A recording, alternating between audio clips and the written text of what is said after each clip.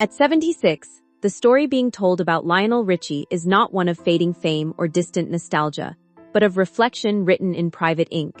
In 2025, he finally opened a memoir he had long delayed, not to relive glory, but to confront what glory had cost. The book is framed less like a celebration and more like a reckoning, an attempt to understand the distance between the man the world applauded and the man who returned home after the stage went dark. For decades, his name was attached to music that felt almost permanent in culture: wedding songs, heartbreak songs, songs that seemed to belong to everyone. Yet behind that shared soundtrack was a life shaped by pressure, exhaustion, and emotional silence. What emerges in this retelling is not scandal, but vulnerability, the kind that builds slowly over years, then finally asks to be acknowledged. The memoir does not try to rewrite his legacy. Instead, it pauses inside it, asking what happens when identity is built on performance, and performance begins to change. This is where the quieter story begins, long after the applause stops echoing. The weight behind timeless songs. Before the memoir and before the reflection, there was the long era of global recognition. Lionel Richie's music became woven into personal milestones across generations. Songs like Hello, All Night Long, and Endless Love were not just hits, they became emotional anchors in people's lives. Weddings, anniversaries, and even farewells often carried his voice in the background, as if it naturally belonged there. That kind of cultural presence creates a strange duality for an artist. On one hand, it is the highest form of success, songs that outlive trends. On the other hand, it creates an expectation that the voice behind them must remain unchanged forever. As years passed, Richie continued performing, continuing to meet audiences who expected the same sound they remembered. But aging does not negotiate with memory. Vocal strain, touring schedules, and repetition slowly reshape even the most trained instrument. While the public experienced consistency, the reality behind it required increasing effort. Every performance carried both history and maintenance. The weight of being timeless, ironically, became one of the most demanding roles of his life. The night something felt different. In the memoir's recollection, one moment stands out not because it was dramatic, but because it was small enough to be unsettling. During a performance, there was a point when the expected sound did not fully arrive. Not a collapse, not a visible failure, just an absence where certainty used to be. The voice, so familiar and controlled, felt momentarily unreliable. For a performer, especially one whose identity is deeply tied to vocal presence, that kind of moment is not easily dismissed. At first, he treated it like fatigue, something that touring inevitably produces. Singers rest, recover, and continue. That is the rhythm of the profession. But afterward, the feeling did not fully disappear. It lingered quietly, as if the instrument itself had begun to speak in a different language. What made it more difficult was the invisibility of it. Nothing obvious had broken, yet something felt altered. This uncertainty is often harder than clear failure, because it leaves room for doubt to grow. And for someone whose life depends on control of voice and timing, doubt becomes its own kind of disruption. When medical words change everything. Eventually, what felt like fatigue required medical attention, and that is where the language shifted. Doctors began describing what was happening in clinical terms that carry weight far beyond their syllables. Terms like scar tissue and vocal damage are not abstract for a singer. They are existential. They suggest limitation inside a life built on expression. The possibility of surgery entered the conversation, not as a dramatic turning point, but as a practical consideration. Still, practicality does not soften impact. For someone who had spent decades relying on vocal reliability, the idea that the voice might require repair felt like a violation of identity itself. The memoir describes how this period did not arrive with clarity but with emotional disorientation.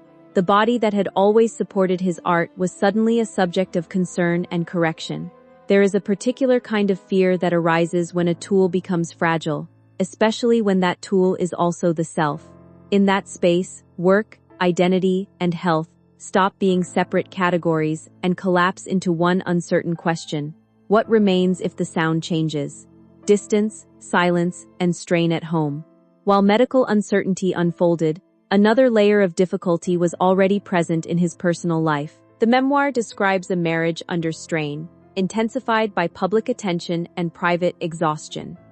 Relationships do not remain untouched by constant travel, performance cycles, and emotional depletion. At the height of fame, even ordinary domestic moments can become complicated by distance and misunderstanding. The legal and public aspects of separation, often summarized in headlines, are only a fraction of the lived experience. What is less visible is the emotional exhaustion that precedes them, the slow accumulation of unspoken tension, missed presence, and shifting priorities. In Richie's reflection, the most difficult part was not the visibility of the breakup, but the quiet that followed routine loss. Waking up without shared structure, returning to empty space after years of shared rhythm. Fame amplifies external perception, but it does not protect internal stability. In fact, it can distort it, making private struggles feel even more isolated. This period becomes part of the broader story of strain, where professional success continues outwardly while personal grounding begins to loosen inwardly. The Fog That No One Names There is a section of the memoir that avoids dramatic labels, instead describing a state that feels suspended. Richie refers to it as a kind of fog. Not a collapse, not a headline moment, but a gradual dimming of emotional clarity. Performances continued, applause continued, travel continued, yet internally, something felt muted. Joy did not disappear, but it stopped arriving with the same intensity. Many people, especially in earlier generations, did not have language for this experience. Terms like burnout or depression were not always easily spoken, particularly by public figures expected to maintain composure. So the condition often remained unnamed while it persisted. What makes this state difficult is its subtlety. Life still functions, obligations are met, and appearances remain intact, but emotional response becomes thinner. Over time, this creates a disconnect between external identity and internal experience. In Richie's reflection, this was not a single event but a prolonged phase where motivation and emotional reward no longer aligned. The absence was not loud, it was quiet, and that quiet became its own burden. A car, a diagnosis, and stillness. One of the most intimate moments described occurs not on stage or in a studio, but alone in a car after a medical appointment. After hearing explanations about vocal condition and the implications of scar tissue, there is a pause before moving again. The engine remains off. Time feels stretched. In that stillness, the weight of identity becomes unavoidable. For someone whose entire career has been built around sound, silence becomes more than absence, it becomes confrontation. The memoir captures this moment not as a dramatic breakdown but as a suspended realization. Nothing externally changes in that instant, yet internally, something shifts. It is the recognition that health, career, and identity are deeply intertwined, and that any change in one inevitably affects the others. These are not abstract thoughts in that moment. They are immediate, personal, and unavoidable. The stillness of the car becomes a space where denial is no longer sustainable. What follows is not resolution, but awareness, a beginning point for decisions that would later reshape how performance, recovery, and longevity would be approached. Choosing surgery and learning silence again. Eventually, the decision for surgery becomes part of the path forward. But surgery is not an endpoint. It is a transition into another demanding phase, recovery. For a vocalist, recovery involves an unusual discipline, silence. No speaking, no whispering, no testing limits. Silence is not passive, it is active restraint. It requires relearning patience in a life previously defined by momentum, schedules, and repetition. The memoir reflects on how difficult this period was emotionally, because rest does not feel like progress when identity is tied to output. Yet it is precisely this restraint that allows healing to take place. During recovery, there is also a psychological adjustment, accepting that the voice may not return in identical form. That acceptance is not immediate. It develops slowly, through time and limitation. What emerges from this period is not restoration to a previous version of self, but the beginning of adaptation. Recovery becomes less about returning to what was, and more about discovering what remains possible. In that shift, the definition of performance itself begins to evolve, redefining the voice, not replacing it. After recovery, the memoir describes a deliberate shift in approach. Instead of attempting to replicate earlier versions of his vocal identity, Richie begins adjusting to what is sustainable. This includes practical changes such as modifying keys, pacing performances differently, and being more conscious of vocal limits. But beyond technique, there is a deeper transformation, a release of comparison with the past. The expectation to sound exactly as he once did becomes less central than the goal of continuing to sing at all. This change is not framed as loss, but as recalibration. Many performers face a similar turning point, where longevity requires adaptation rather than resistance. In this phase, success is no longer measured only by intensity or perfection, but by consistency and preservation. The ability to continue becomes more valuable than the ability to repeat history. This adjustment does not diminish the legacy of earlier work. Instead, it separates legacy from ongoing life. The voice remains, but its relationship to time becomes more flexible, more forgiving, and more grounded in present capability. What success stops protecting? A recurring reflection in the memoir is the realization that success, no matter how large, does not automatically safeguard well-being. Fame protects visibility, but not health. It amplifies recognition, but not stability. One of the more striking insights is the understanding that boundaries, awareness, and humility are what sustain a life, not achievement alone. In earlier years, momentum often replaces reflection. Touring schedules, recording cycles, and public expectations leave little space for reassessment.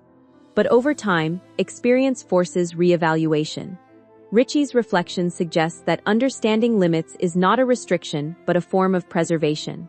The idea that success can shield a person from emotional or physical consequence is quietly dismantled. Instead, what emerges is a more grounded perspective. Longevity depends on choices made away from applause. It depends on how energy is managed, how recovery is respected, and how identity is not entirely fused with output. This is not a rejection of ambition, but a redefinition of what it costs and what it requires to maintain over decades. Still on stage, but no longer chasing yesterday.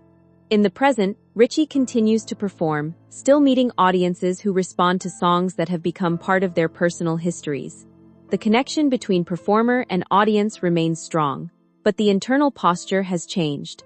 There is less effort to recreate the past exactly as it was, and more acceptance of who he is now. Aging is no longer treated as resistance to be overcome, but as reality to be incorporated. Walking onto stage carries a different emotional weight than it once did, not lighter, but steadier. The memoir frames this stage of life not as decline, but as integration. The past remains present, but it no longer dictates performance in the same way. What matters now is presence in the moment, not comparison with earlier decades. The audience still sings back the same songs, but the artist experiences them differently, less as proof of permanence, more as shared memory unfolding in real time. Conclusion. Written in quiet rather than noise. The final reflection of the memoir is not designed to conclude with spectacle. Instead, it settles into something quieter, acceptance of complexity. A life built in sound inevitably encounters silence, both literal and emotional. What matters is not the absence of difficulty, but the response to it over time. Richie's story, as presented in this account, is less about decline or tragedy, and more about adjustment under changing conditions. Fame remains part of the history, but it is no longer the only frame through which life is understood. The quieter lesson is that identity built on performance must eventually coexist with identity beyond it. In that space, resilience is not about resisting change but learning to move with it. The applause still exists, but it no longer defines the entire narrative. What remains is a life that continues, not because it is unchanged, but because it has learned how to change without disappearing.